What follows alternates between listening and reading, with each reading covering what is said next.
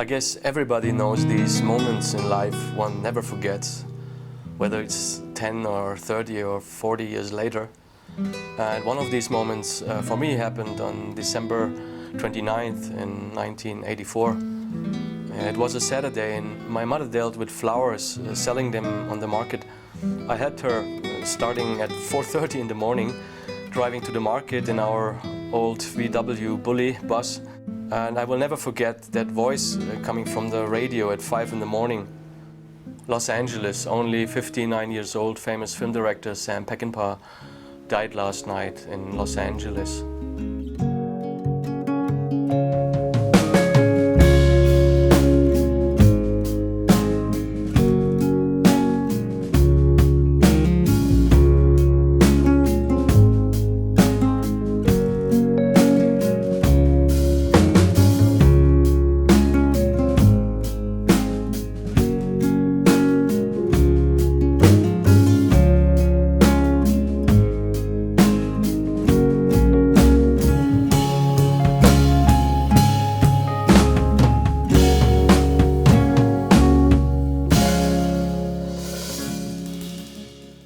So 35 years later, I'm sitting here talking about my Sam Peckinpah projects, which I started 20 years ago, and they keep on going.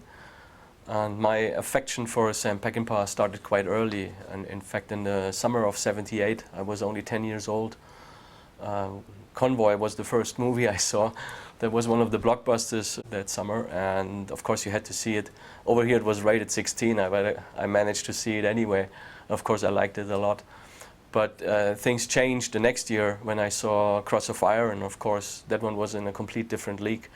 And it was around that time that was starting an interest for who are these guys who make those kind of movies. And I became a big fan of Sam's films early on and at that age. Back then in 1979 I could not have imagined that I would become a filmmaker, and on top of it even making films about Sam Peckinpah. Some 20 years later, and by now I co-produced over 30 international DVDs and Blu-rays, equipped with my documentaries and audio commentaries and all kinds of things. I authored a German book on Peckinpah in 2003.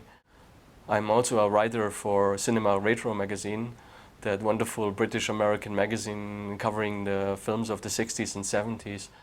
And I did some big spreads on Sam's films, like on Straw Dogs or The Getaway and the restored version of Major Dundee and other subjects as well. And most recently on a 118-page special issue on The Wild Bunch. My film Passion and Poetry sold very well on DVD, and it played a lot at international festivals, and was also sold to TV channels over the world, in France and in Spain, for instance, that it was televised, and in Japan, where it also played theatrically. And whenever I thought by now I did enough documentaries, a new project pops up, like most recently the wonderful Blu-ray for Junior Bonner, and which was a small miracle. The film finally came out on Blu-ray. And most recently I did an extended version of my Major Dundee documentary, almost feature length. And so I guess the project in a way keeps on going.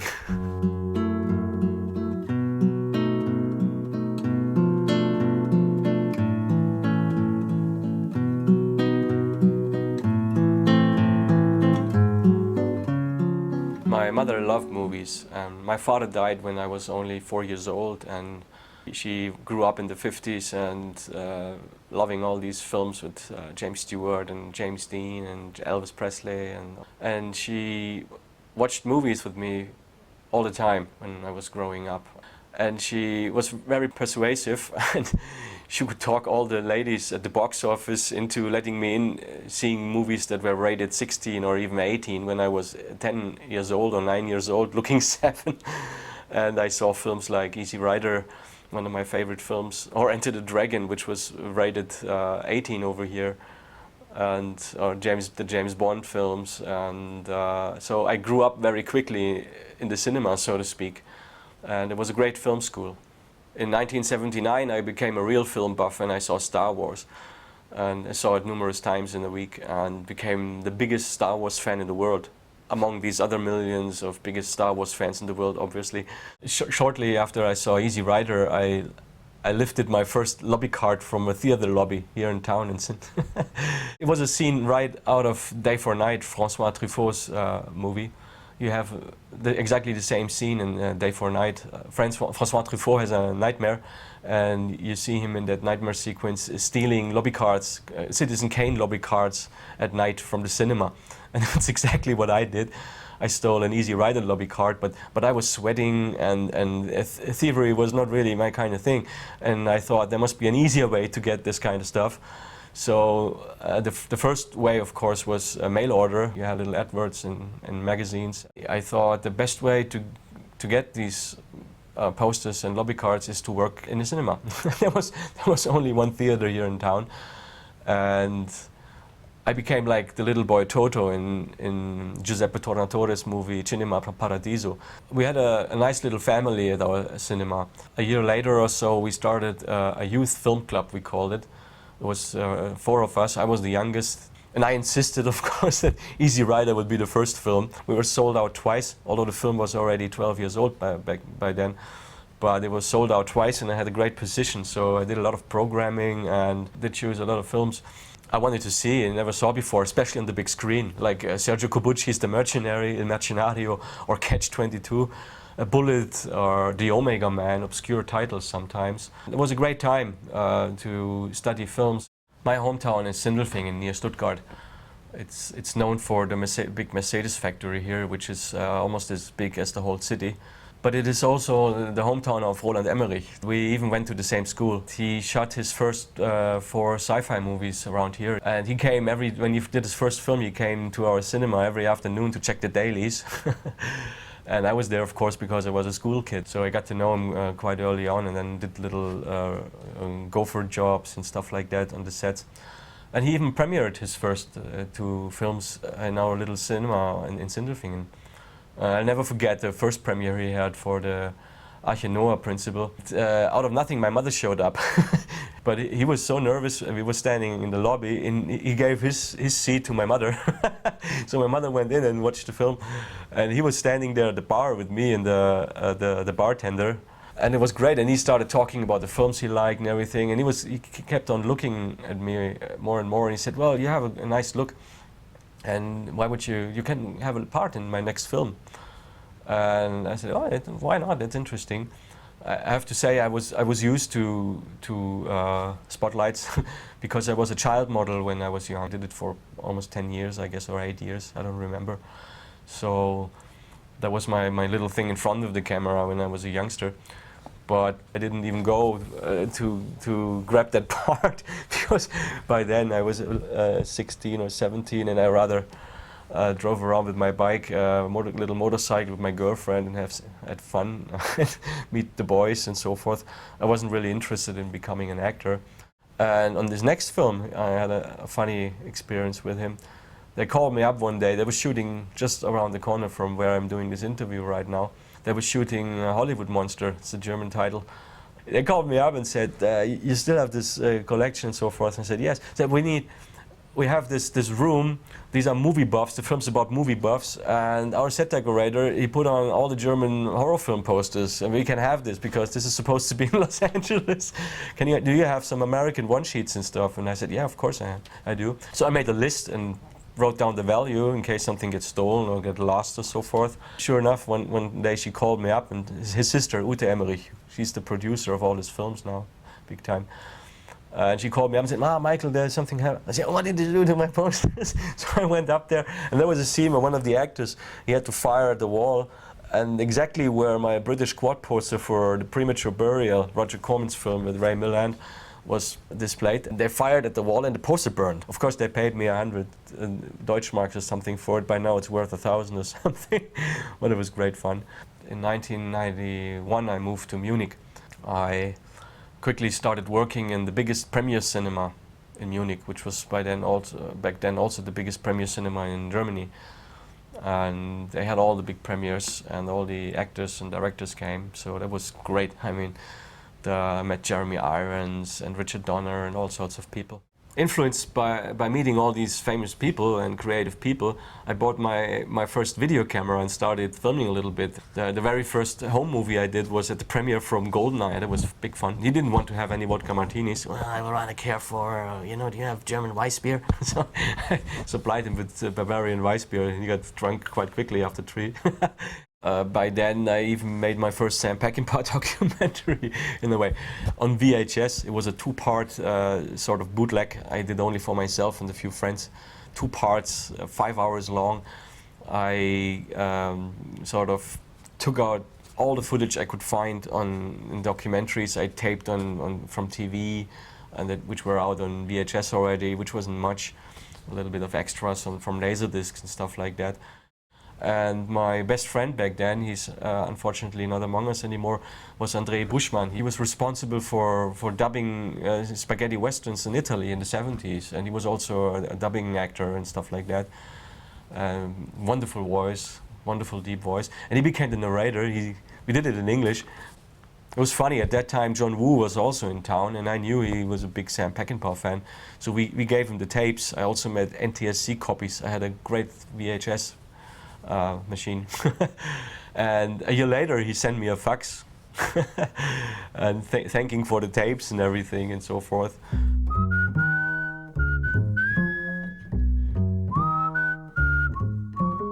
I joined the film bookstore, and again we had lots of celebrities. It was right in the center, and the famous one, the Filmlandpresse. And my wish to make films became bigger and bigger. I bought a damaged 35mm Arriflex camera. So I restored the thing and it ran perfectly. And so I sold lots of movie posters and had 10,000 marks at my hands, which was like $5,000 in those days. And I was planning to do a short film. I had a nice little script. And a few weeks before we started filming, again my life changed, because then I met the godfather of my future work, which was Robert Rodriguez. He was in town to promote on premiere From Dusk Till Dawn, and I first met him at Black Box, which is a sort of a fan press conference thing at the Film Fest, Munich Film Fest, and I filmed in there. I had heard about El Mariachi, but I didn't believe it back then. I didn't see the movie back then. And I didn't think you could make a film for $7,000, rather for $50,000, like Clerks or Evil Dead and films like that, which is a complete different number, of course, compared to $7,000 or the $5,000 I had on my hands. But look at what you're doing right now is exactly what I did, except you have a better camera stand than I had. It's from the 60s. That's for a 16mm. I had like a video tripod. We actually should have switched stands. But you're filming by yourself right now because you're shooting on video. That's how I learned. I learned on video. So when I got a film camera, it just didn't make sense to do what they said, which was suddenly get a big crew. I mean, it was faster and easier like that. So I just continued shooting that way by myself and just did everything else myself and didn't have a crew. And it was just easy. It was like shooting a documentary. And he said, I don't have the time now to tell you in detail, but why wouldn't you show up tomorrow at the premiere party? And I mean, you can talk about it. It was great in Munich. They rebuilt a titty twister with bikers and Mex food and dancing and everything. Meantime, I got to dance with Salma Hayek. We have a Western club and we are Mexican revolutionaries. So I got to dance with her because she wanted to do a Mexican dance, and of course nobody could do that in Munich. But I said, well, and she was asking, nobody can dance with me. And I said, well, I can. And so I got to dance with Salma. But then I met with Rodriguez outside of the building. And we were smoking. We were smoking a joint, a reefer. It was great. It was late at night, and he started telling me all these stories about El Mariachi, and I wrote it down in detail. It took at least half an hour for me, and I was really honored. And that's the way I work since then. It's basically the Robert Rodriguez 10-minute film school. You know, you use your friends, and the props you're using are the props you can get for free. One of my friends is an 18th time European Kung Fu champion.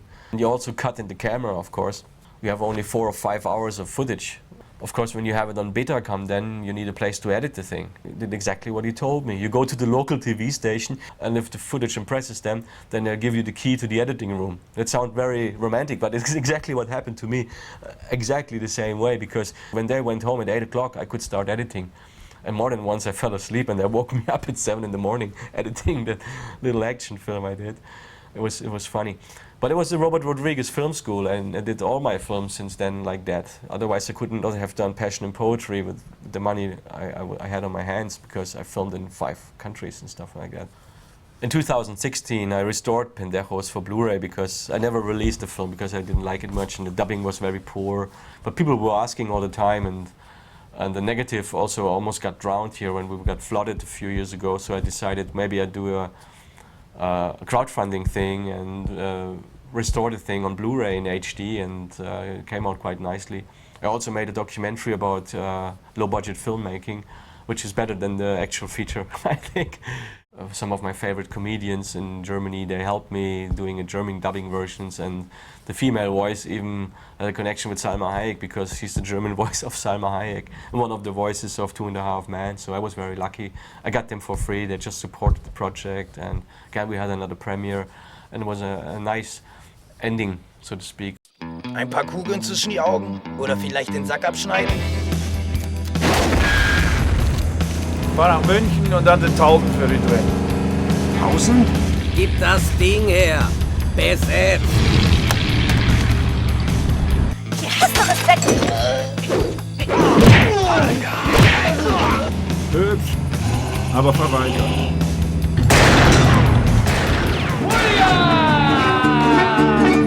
Wie weit komme ich? Weit. Funktioniert das da? Jetzt wohnst du im Dreckskeller Feuer unterm Arsch und besorgt's mir vorher noch ein Händel. Aber auch knusprig. Verpisst euch! Hurensöhne! Arschlöcher! Falschlutscher! Dir bloß nicht weh. Was zum Problem, Idiot? Hä? Geht's noch, Alter? Kennen Sie ja bestimmt. Das ist O2, ja, wir haben nicht einmal ein Netz. Oh, Mann!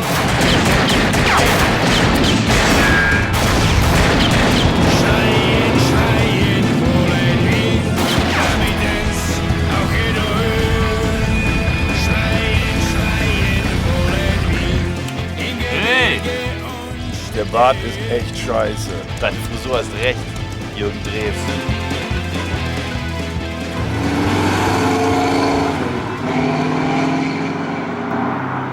After Pendechos I was broke, of course, and I became a theater manager, a cinema manager in Stuttgart, and I was writing my second feature at that time. Then I got a phone call which again changed my life.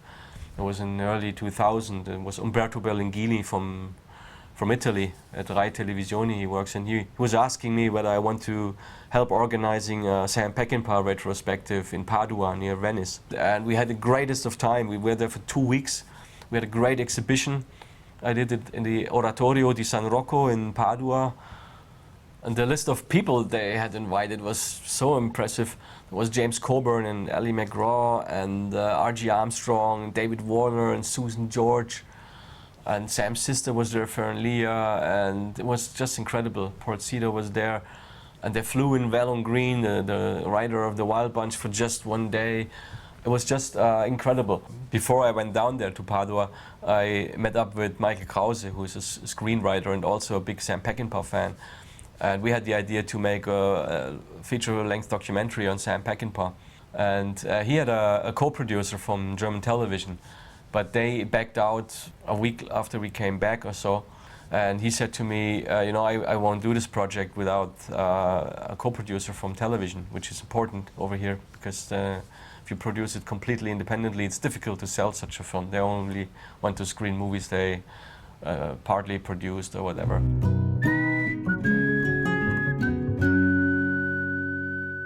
Coming from the Robert Rodriguez school, you know, and I said, well, I will do this project, whatever will happen, you know, I won't lose much money, and it's going to be a great ride. And down there in Padua, we did a few interviews. For me, it was great because we spent half of the day at restaurants. Three hours in the afternoon and then another 3 to 5 hours in the evenings, just hanging out in restaurants, gaining 3 kilos in a week or so. And we all became friends. I mean, most of those guys, they knew each other. For instance, David Warner saw James Coburn for the first time since The Cross of Iron, which was filmed 24 years earlier. And I took that picture when they met. It was just a great time, and they liked me, and Katie was the soul of my film in a way. Katie Haber, Peckinpah's assistant and part-time partner for so many years. She supported me in my project later on when I was filming in Hollywood. But back then we became sort of a little family for those 2 weeks, and it was just a great time. I bought a used camera from MTV in Munich, prepared my shooting. I shot in England, in Germany of course, in Hollywood and in Mexico. Lived with my friend Patrick Gleason, who is also a filmmaker. We lived near Hollywood Boulevard. Yeah, I stayed with him for 4 weeks. We drove around with his broken down car all over Los Angeles. The first week was very successful. We filmed RG and Gordy Dawson and Sam's biographer Garner Simmons and Isela Vega in Venice Beach and David Weddell, another biographer.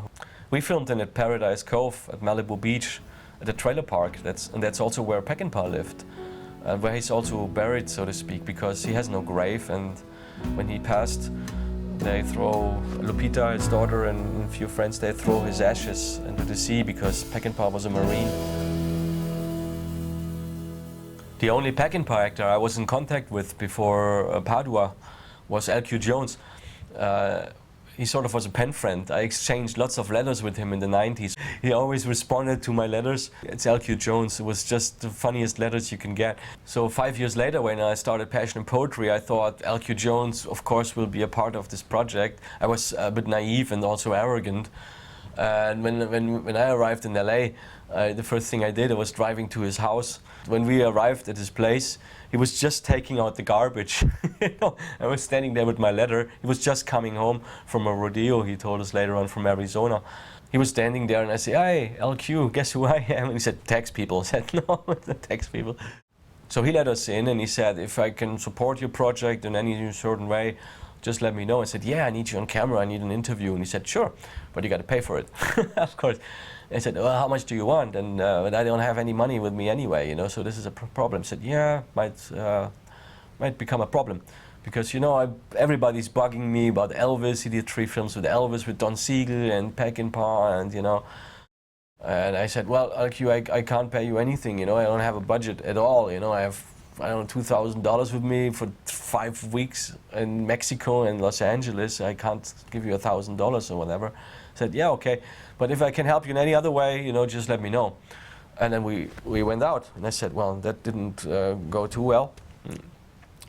Regarding the fact that I thought I have him anyway, because we exchanged so many letters over the years. But this LQ story then kept on going for a number of weeks. It's very funny the way I got him. I really had to fight for him, and I did.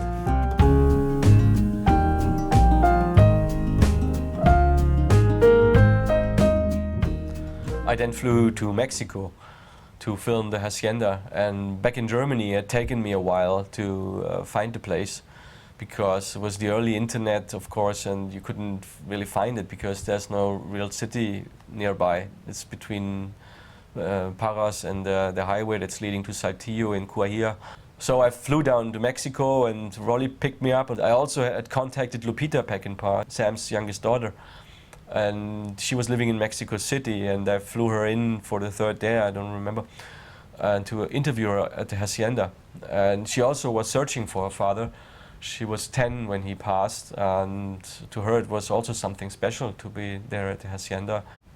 When we were filming at the Hacienda, I had this idea for the last scene for my film, like a Peckinpah burial cross in front of the Hacienda.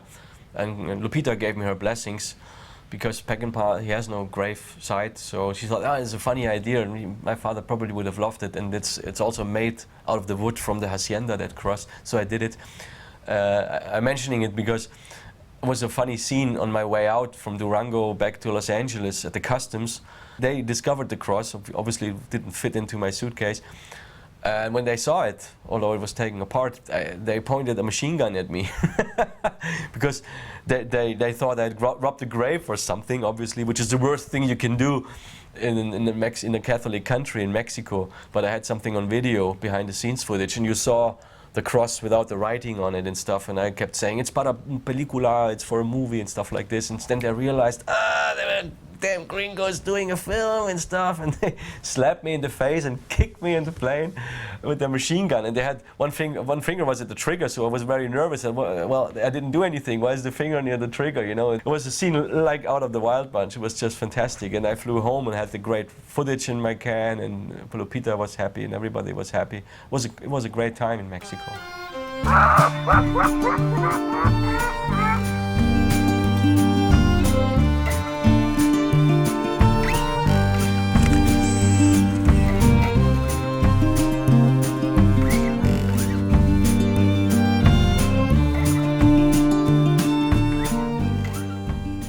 The most important talent for me in Los Angeles was probably Ernest Borgnine, because by then he was the only surviving member of the Wild Bunch, you know, of the four.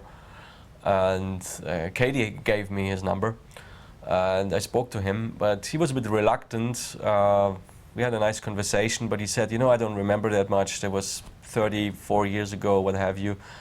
And but maybe we can arrange something. So call me next week. And I said, okay, thank you. Was the first conversation we had.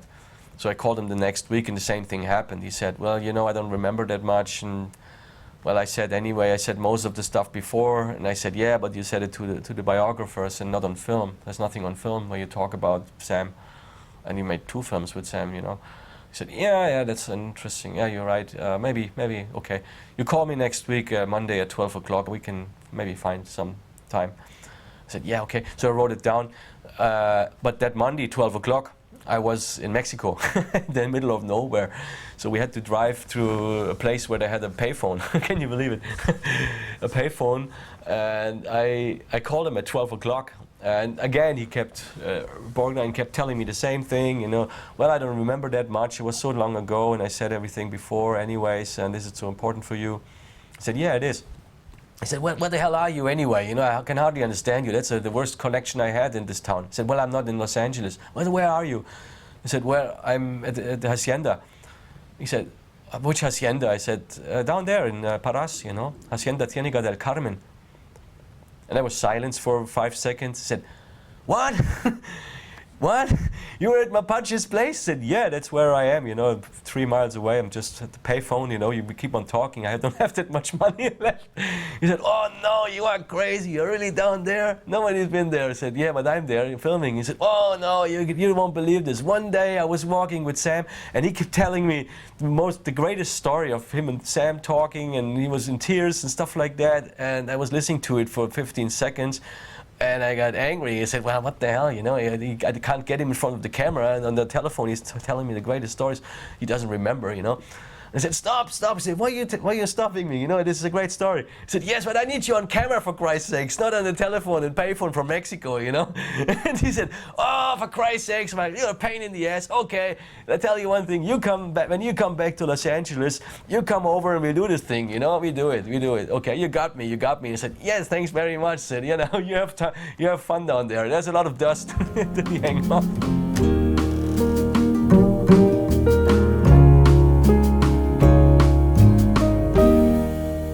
In the meantime, I had this running gag with LQ Jones going. I call him every 6 days because I really wanted him in my film because he's so funny, and he's just LQ Jones, for Christ's sake. He made 7 films with Sam, and it was always the same. You know, he was on the phone. Michael, how's your movie doing? What's the Peckinpah movie doing? He said, oh, it was great. I was down at the hacienda, and he said, wow, impressive, interesting. If I can support you in any way, I said, yeah, I need you on camera. Well, anything else, but without pay, I can't do it.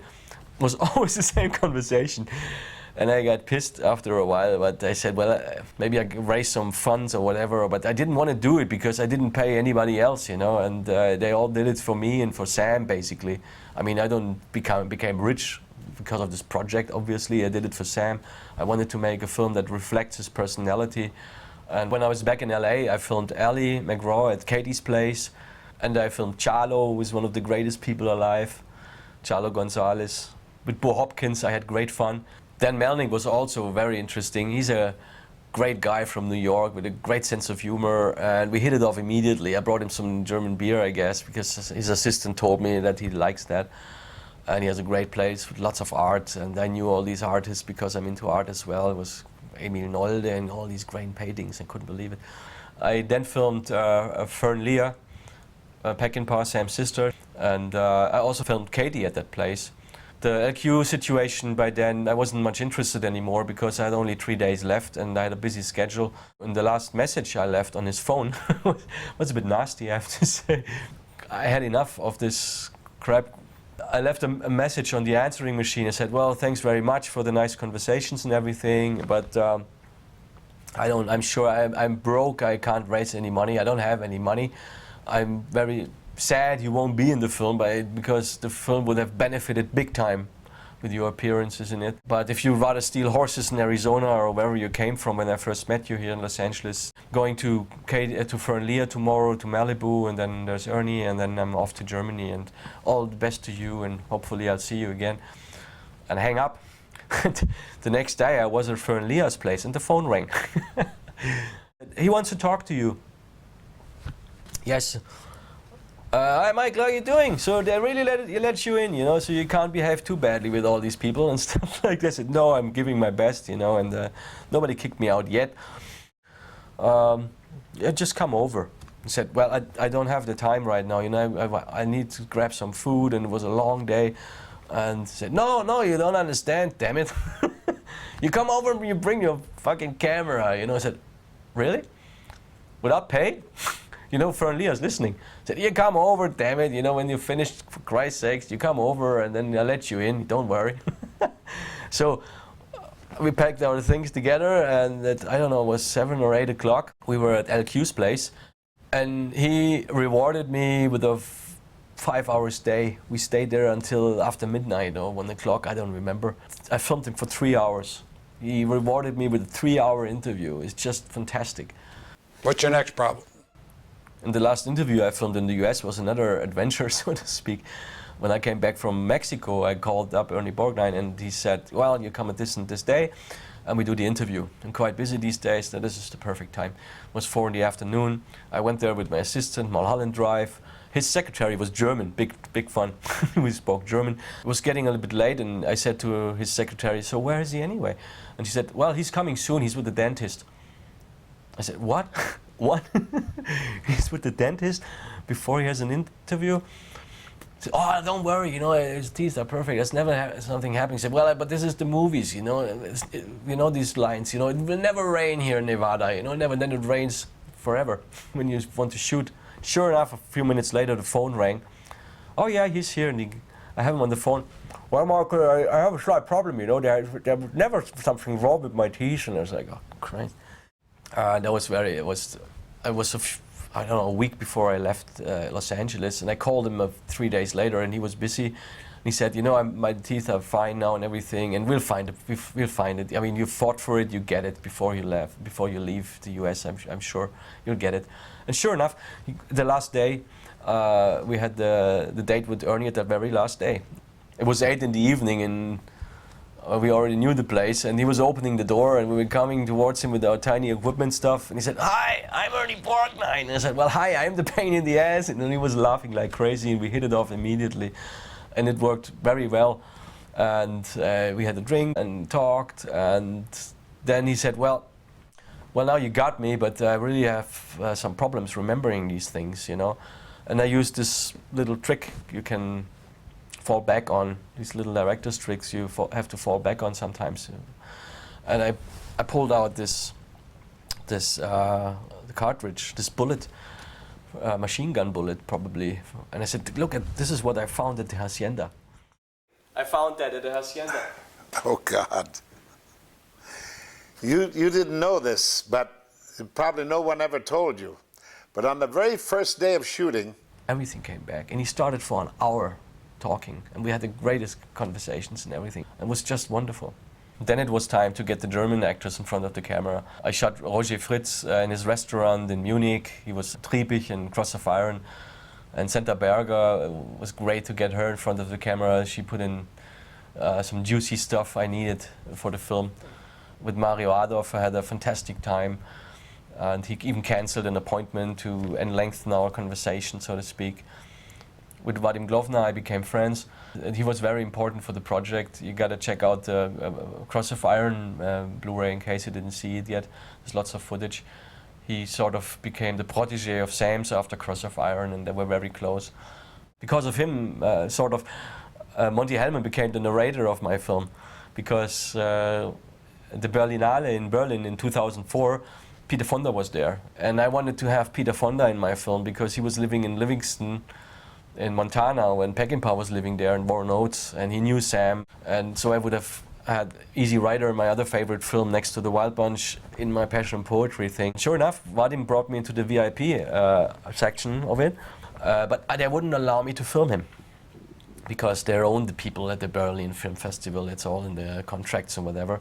And he invited me to Livingston, to Montana. He said, well, we can do it, you just come over to Montana. And I was like thinking, that's one of the burdens if you have these kind of productions. I don't have the money to just go to Montana for just an interview. But it was great meeting him. And later on, last year I worked on a big project with Peter Fonda. He wanted to do a big volume on Easy Rider. I own the original transparencies from the film, from the photographer, and we wanted to do a book together. But the project got cancelled half a year after he passed on. The publisher cancelled it for good. It's very disappointing for all of us. But anyways, I was a bit disappointed because I didn't get Peter Fonda. And Vadim said, let's have a glass of white wine at the bar. And I was looking across the room and I saw this silhouette standing in the door frame. And I was thinking, well, this is not Art Garfunkel, so it must be Monty Hellman, you know, the same hair and everything. He worked with Sam's. He was an editor on The Kill Elite, and he was supposed to direct Pat Garrett. But he wasn't too keen on appearing in front of camera for Sam, because he did it a few times before. Of course, you'd rather talk about your own movies, not about somebody else's.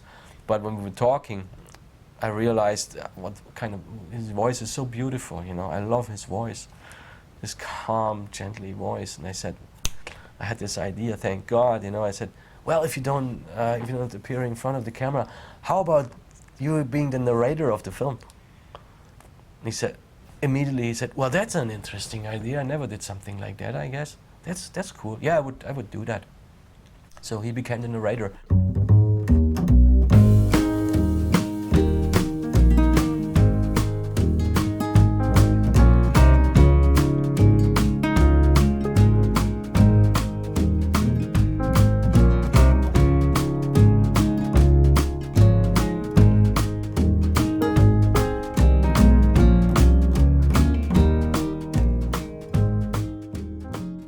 In 2005, I premiered the film at the Munich Film Festival. Almost 9 years later, after I met Robert Rodriguez there, I had my own film. With my connections now, I was able to help them to get the 35mm print of Major Dundee. So they had a sort of a program around Passion and Poetry. It was the continental premiere of the restored version of Major Dundee on 35. Grover Chris came over and I had a great time with him. And it was a big success, that premiere. I was then invited to Israel for the Haifa Film Festival. Katie was there as well. They had a Peckinpah thing going, and it was great. We had a great time in Israel. It was followed by the Bradford Film Festival in England, another fantastic film festival with their 70mm cinema and everything. I went off to Bologna, where we had another Sam Peckinpah retrospective, and Garner Simmons came over, and Katie Haber, and again we had a great time. And the second exhibition I did a few years after Padua, and the film then was screened at the Atlanta Film Festival in Los Angeles, some place. I wasn't there. I don't remember which kind of festival it played. So it was quite nice. That film is sort of the core of my Peckinpah project. But from the start, my idea was to use those 30 hours of interviews for additional documentaries, covering more or less all of his 14 feature films. The running time is from 2 minutes, a small featurette about Sam Peckinpah's Japanese commercials he shot in 1977 when he was over there to premiere Cross of Iron, to the 2-hour-long Passion and Poetry centerpiece, so to speak. I then produced the DVD for the film all by myself, with a little technical help by some friends of mine.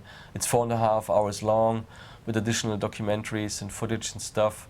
Due to legal reasons, all my documentaries carrying the title Passion and Poetry, which is confusing to many people because they think all these documentaries are extended versions or cut down versions of my 2-hour film Passion Poetry, The Ballad of Sam Peckinpah, which is not the case.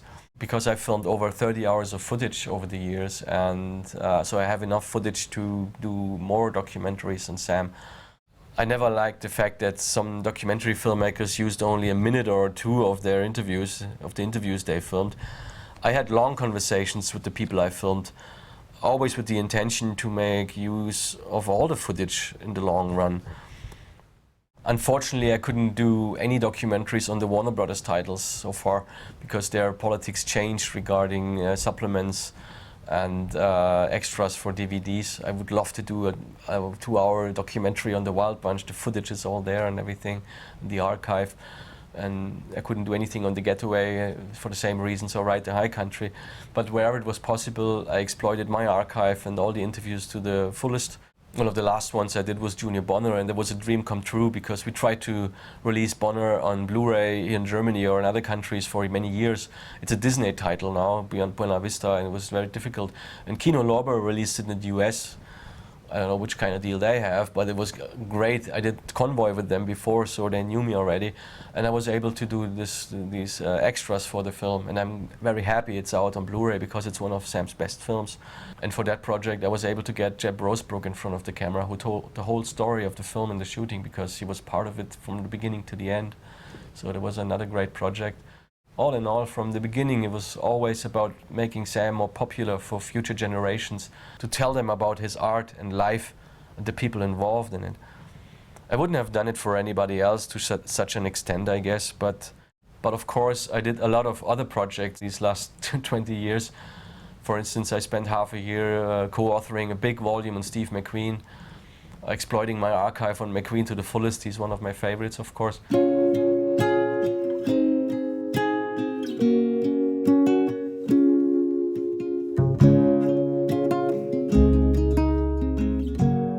I filmed and sometimes edited other documentaries on filmmaking, like many on directors from the spaghetti western cinema, or rather western italiana. I did one with Marianne Koch on A Fistful of Dollars more recently. And at the 40th anniversary of the sports car Opel GT, I drive one myself for 20 years. I made a documentary, and it's out on DVD as well.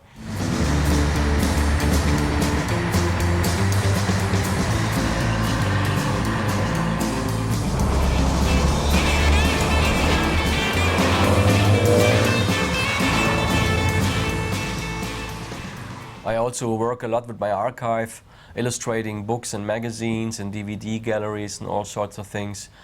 And I also make money with it because I'm selling all my doubles at eBay. I started with eBay in 1997 when they started out. And like I said, I financed movies with it.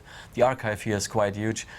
And now I'm finally working on my next feature film, trying to stay in shape in the meantime.